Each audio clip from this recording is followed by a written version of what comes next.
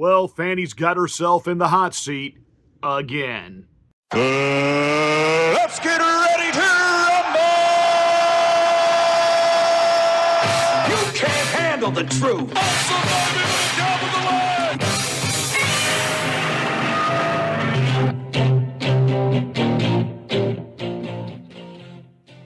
Hi, I'm Pastor Marty, and this is the Afternoon Drive. Thank you so much for watching. Please make sure that you are subscribed to the channel, and once you are, smack the bell, click the word all. That gives you notification of my rants, my ravings, and my undeniably flawless reasonings. Please like and share this video. That's how we get the word out that we're here. That's how we build our algorithm, because YouTube certainly isn't going to do it for us. Thank you for watching. Thank you for your help in getting the word out that we're here. Welcome to the Afternoon Drive.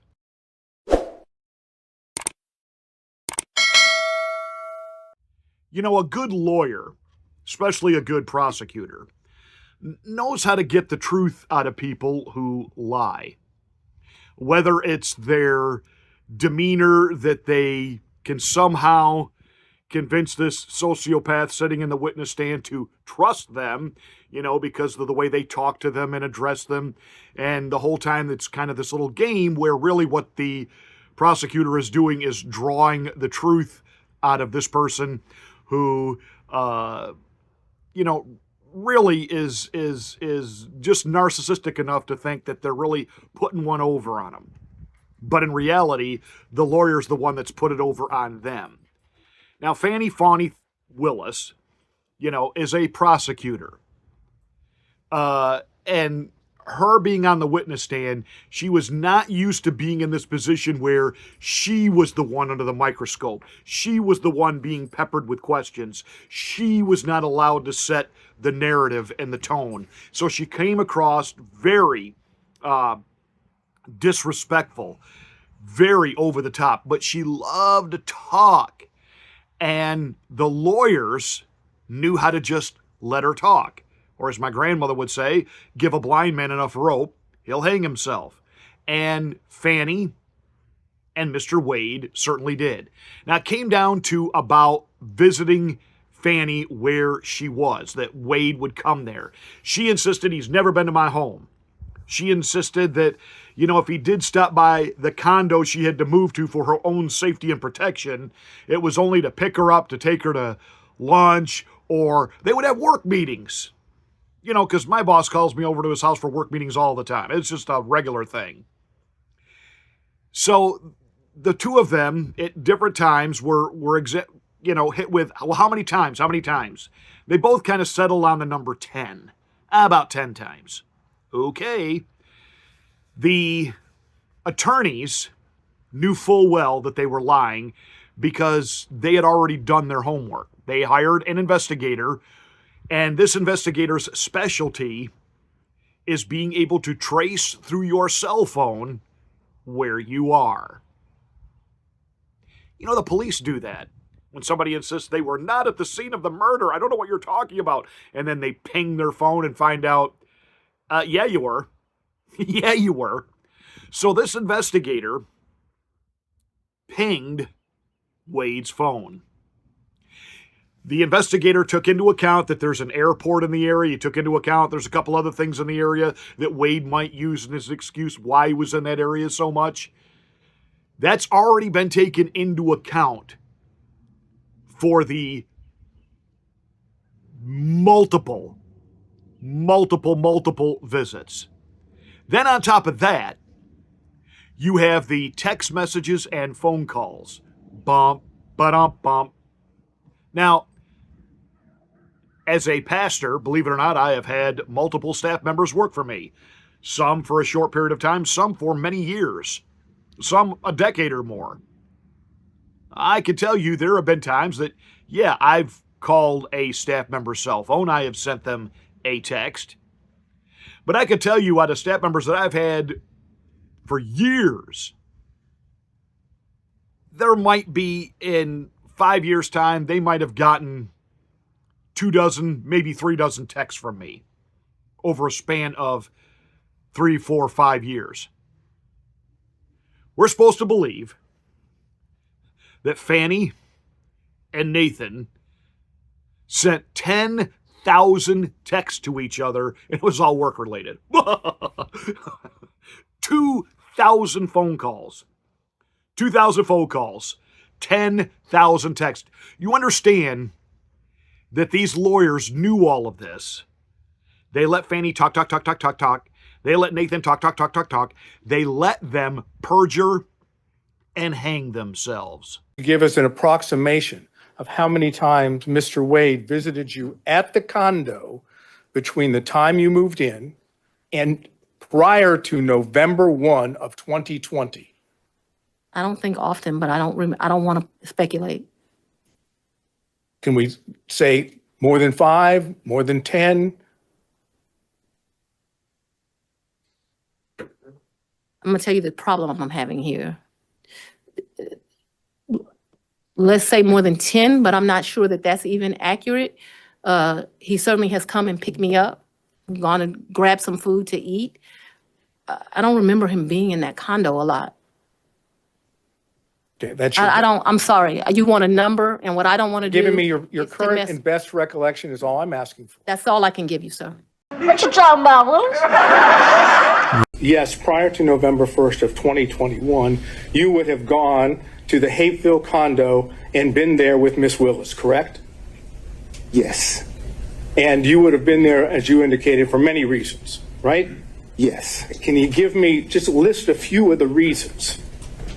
Miss Yurdi resided there, went to visit her, maybe went to talk about a document that I received. You would go to the condo to talk about a document that you received? Absolutely. Okay, go ahead. Absolutely. Any other reasons? None come to mind. None come to mind. No, sir. And would you say that was frequent? When I say frequent, do you think prior to November 1st of 2021, you were at the condo more than 10 times? No, sir.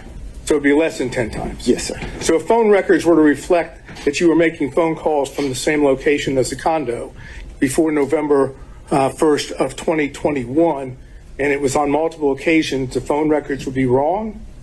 If phone records reflected that, yes, sir. They'd be wrong. They'd be wrong. Any other reasons why you would be in the Hapeville area on multiple occasions prior to November 1st of 2021?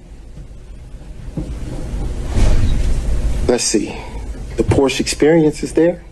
I'm sorry? The Porsche Experience is there. Okay, so that would have been one. Any other reason? Yes, sir. The airport is there. Airport in Hapeville. Yes, sir. Delta Airlines is Okay. headquartered there. Let's see. Restaurants there. Okay.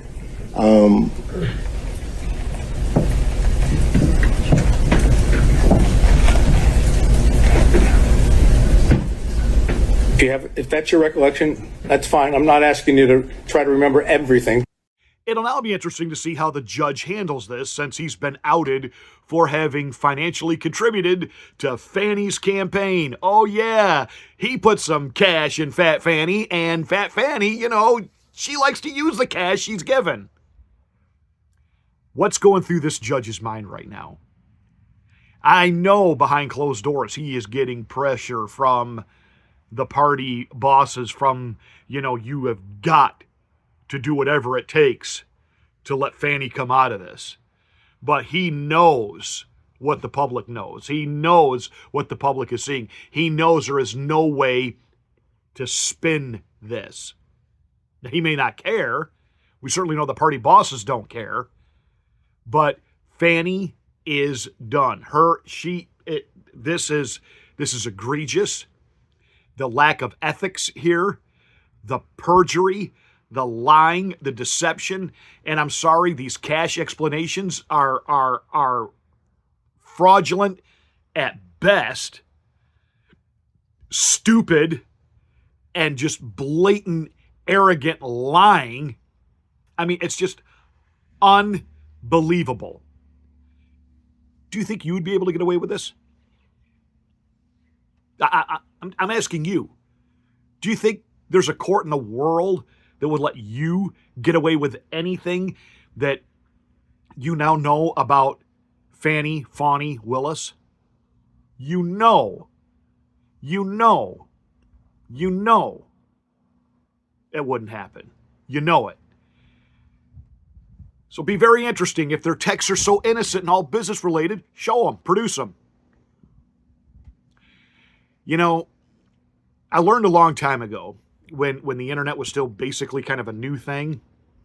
A good lawyer friend of mine told me, be careful what you email. It never goes away. There will always be an electronic trail, a digital trail.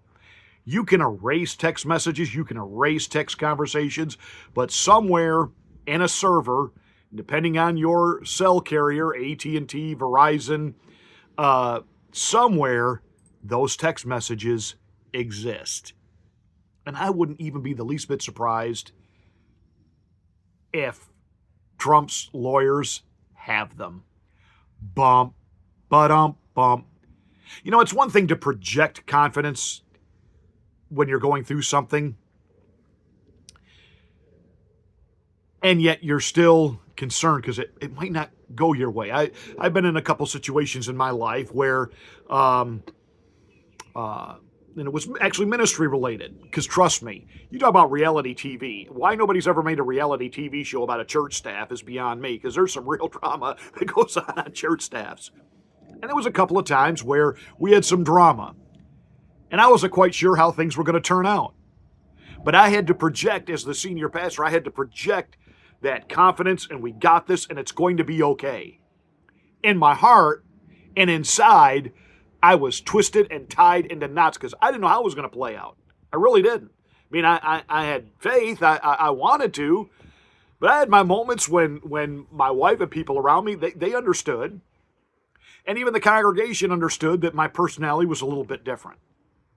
All right, there's all these indictments hitting Donald Trump from every direction. He continues to project this. I got this. We're like a freight train coming for Biden. He can't stop us. And here's the thing. Everybody that knows Donald Trump that's part of that inner circle says that he really is. He's confident. He's got this. Nobody's talking about that there's times he's twisted in knots about this thing. That, yeah, he goes out there and, fires up the troops, fires up the base. But when he walks off the platform, he's like a nervous wreck saying, asking his lawyers, what's going on now? What's happening now? That he doesn't do any of that. Trump's legal team, they know a lot more than what they're letting it come out in drips and drabs on purpose. They've got Fani, they've got Nathan, and oh, daddy-o. That judge, you're under the gun now, because now everybody knows you're going to have to actually do your job and do the right thing. Not only does Fani and her lover need to be off this case, they both, for fraud and perjury, need to be disbarred.